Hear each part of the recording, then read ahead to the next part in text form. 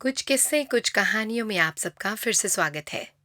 आपके साथ मैं हूँ शिखा और आज एक किस्सा लिए हाजिर हूँ। ये किस्सा लिखा गया है गुरमान सैनी जी द्वारा। तो आइए उनकी लेखनी मेरी आवाज में सुनते हैं। धाराओं के आर पार। हमारे घर जब मेरे बेटे अंकुश ने जन्म लिया तो सब कुछ ठीक ठाक था। कुछ दिनों बाद वह बीमार रहने लगा। इलाज के साथ साथ जैसा कि अक्सर होता है, घर वालों ने पंडित जी से भी इस बारे में बात की। पंडित जी ने उसकी जन्मपत्री देखकर बताया कि इसका जन्म गंडमूल नक्षत्र में हुआ है। इसके असर को दूर करने के लिए आप गंडमूल पाठ और हवन करवाओ। अब मरता क्या ना करता, आखिरकार घर वालों के दबाव के आगे मुझे भी झुकना पड़ा। पंडित जी ने दिन तिथि आदि तय करके सामान की एक लंबी सूची मेरे हाथों में थमा दी।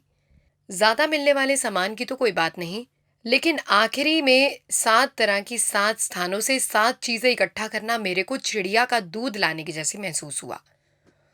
पंडित जी की लिस्ट देखकर एक बार तो मेरे सिर को झटका लगा, मगर फिर कुछ सोचकर सिर ओखली में दे ही दिया। 7 प्रकार के फल फूल, 7 प्रकार के मेवे, 7 भांति भांति के अनाज, 7 प्रकार की हवन सामग्री, 7 तरह की लकड़ियां, 7 स्थानों का पानी और 7 स्थानों की मिट्टी। सारा कुछ ही मुझे किसी युद्ध की तैयारी का एहसास करा रहा था। गुरु नानक और ओशो की विचारधारा को लेकर चलने वाले मैंने भी पंडित जी से उलट एक ही गांव के 7 स्थानों की मिट्टी और पानी लाने के बजाय इसको अपने मनोरंजन और दोस्तों से मिलने का बहाना बना लिया। अब इस काम को मैं किसी बोझ की तरह नहीं, एक खेल की तरह आनंद लेकर करने का मन बना चुका था। एक गांव की बजाय मैंने 7 अलग अलग जगहों का पानी इकट्ठा किया, वह भी भांति भांति तरीके से। एक जगह से मैंने नलके का पानी लिया तो दूसरी जगह से कुएं का। एक गांव से मैंने नगर निगम की टूटी का पानी लिया तो रहट के पानी के लिए मैंने चंडीगढ़ से बद्दी के रास्ते में पड़ने वाले जंगल में जियारत की। थापले के जंगल से मोरनी वाली नदी का पानी लाया तो झरने का पानी लेने के लिए गांव जनौली और नौल्टा की तलाश की। एक और जहां दुकान से मिनरल वाटर लिया तो दूसरी तरफ हरिद्वार का पवित्र गंगाजल। पंडित जी द्वारा बताई गई तारीख अभी दूर थी, इसलिए मैंने मिट्टी और लकड़ियों को इकट्ठा करने वाले खेल को भी इसी तरीके से खेला।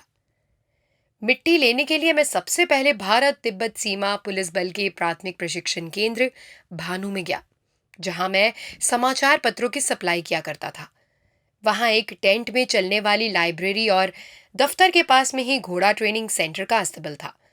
वहां से मैंने घोड़ों और कुत्तों के पैरों की मिट्टी प्राप्त की। एक जानकार बकरियों वाले गडरिये के बाड़े से मैंने भेड़ों और बकरियों के पैरों से रौंदी गई मिट्टी इकट्ठा की। हमारे तो अब बैलों से खेती होनी बंद ही हो गई, जिस कारण दूर एक दोस्त के साथ सुहानी शाम बिताकर बैलों के खुर्रों द्वारा पवित्र की गई मिट्टी को पाया। अपने दूसरे मित्र के साथ एक शाम में उसके मुस्लिम ठेकेदार मित्र के बाड़े से ऊंट के पैरों की मिट्टी लेने गया और पहाड़ी के दालान में बसे गांव में उसके साथ कुदरत का आनंद भी ले लिया। अब 6 तरह की मिट्टी घर में जमा हो गई तो मैं निश्चिंत हो गया। एक ही जगह की मिट्टी लानी अब बची थी, जो मेरे लिए सबसे आसान काम था। वह थी दुनिया के सबसे खतरनाक जानवर के पैरों के नीचे रौंदी हुई कुचली मिट्टी। एक सुबह मैं जल्दी जागा और गांव के बाहर चौरस्ते से तसला मिट्टी का भर लाया। इसी तरह से मैं जब भी जिधर जिधर से निकलता वहां से फल फूल और सूखे मेवे इकट्ठे करता रहता। इसी बहाने से मैंने पता नहीं कितनी अलग अलग जगहों की जियारत की, दोस्तों दुकानदारों और आसपास के सामान्य लोगों से मुलाकात की। मैंने जाना कि इसी बहाने से ही सही, अगर किसी का कोई लेना देना होगा वह भी दे ले लूंगा। यद्यपि 7 प्रकार की लकड़ियां तो मेरे गांव से ही मिल जाती, मगर मन में किए अहद को मैं अब छोड़ना नहीं चाहता था। 200 साल पुराना पीपल का विशाल पेड़ तो मेरे घर की दहलीज पर ही मुझे अपनी सेवाएं देने के इंतजार में था।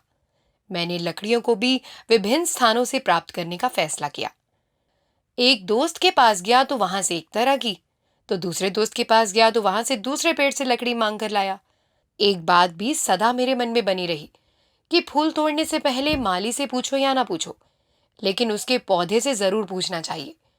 सभी पेड़ों से लकड़ी लेने से पहले मैं उनका अभिवादन करता और लकड़ी मांगता। जामुन नीम और आम की लकड़ी तो हर गांव में आम ही मिल जाती है।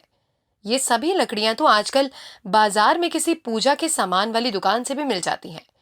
पर मुझे पता था कि इन दुकानों पर मिलने वाली लकड़ी बेचने खरीदने और मनोभाव से काटी तोड़ी और झाड़ी हुई होती है। मैं तो बरगद और पीपल की लकड़ी किसी धार्मिक स्थल पर लगे वृक्ष से मांगने के लिए आतुर था, जिन्होंने कितने हवनों और मंत्रों को अपने अंदर समाहित किया हुआ हो। शनिवार की एक शाम छुट्टी वाले दिन मैं अपने मित्र सुरेंद्र को उसके गांव मुकुंदपुर मिलने पहुंचा। ये गांव कैम्बलो तीर्थ के नाम से भी इस इलाके में मशहूर है। गांव के बाहर सुहावने बाग में तालाब और मंदिर है।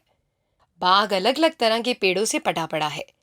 चाय पानी के बाद घर परिवार की बातें चली तो मैंने घर पर हवन की चल रही तैयारियों के बारे में बताया।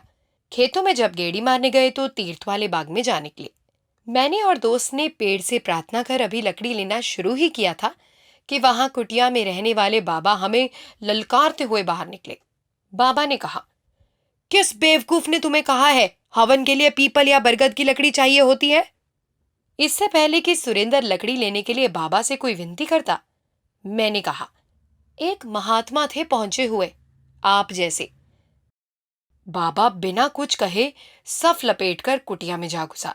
तभी सुरेंद्र ने कहा, आज बच गया बाबा ओशो के चेलों से, नहीं तो खैर नहीं थी आज इसकी। तो दोस्तों, ये था एक छोटा सा किस्सा गुरमान सैनी जी द्वारा लिखी गई। आपको ये किस्सा कैसा लगा हमें कमेंट्स में ज़रूर बताइए।